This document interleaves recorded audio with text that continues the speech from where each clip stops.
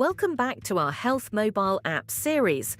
LucidQuest analysed 14 therapy areas in the second half of 2025 and provided rankings of top apps by downloads and by our proprietary LQ score.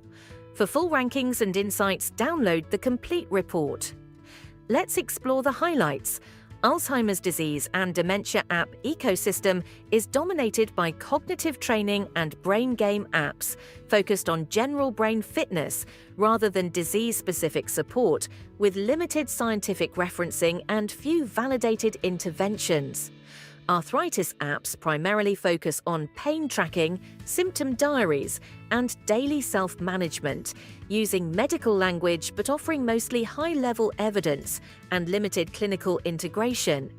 Cardiovascular disease apps form one of the largest and most crowded ecosystems, centered on heart rate, blood pressure, ECG, and wearable monitoring, yet largely remain tracking tools rather than decision support solutions. Crohn's disease, IBD, and ulcerative colitis apps operate in a small, medically framed ecosystem emphasizing symptom, diet, and medication tracking to support self-management rather than ongoing clinical oversight.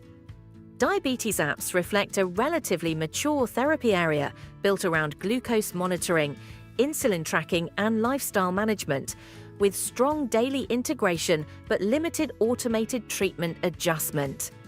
Hemophilia apps exist in a highly specialized ecosystem focused on infusion and bleed tracking, with strong credibility but minimal innovation beyond logging. Kidney health and nephrology apps focus on lab values, dialysis scheduling, diet and medication tracking, yet offer limited disease stage personalization and clinical workflow integration. Major depressive disorder apps occupy a broad, consumer-oriented landscape centered on mood tracking, CBT-informed exercises, and self-help content, with limited formal validation or mental health care integration. Migraine apps are condition-specific tools focused on attack logging, trigger identification, and medication use, showing relatively strong credibility but remaining largely tracking-based. Multiple sclerosis apps form a small, specialized ecosystem addressing symptom, fatigue, and relapse tracking, though most remain patient-led with limited clinician-facing functionality. Oncology apps across multiple indications span education, symptom support, treatment organization, and survivorship, but largely function as supportive tools rather than integrated care components. Parkinson's disease apps primarily support symptom and medication tracking, with minimal integration into care pathways.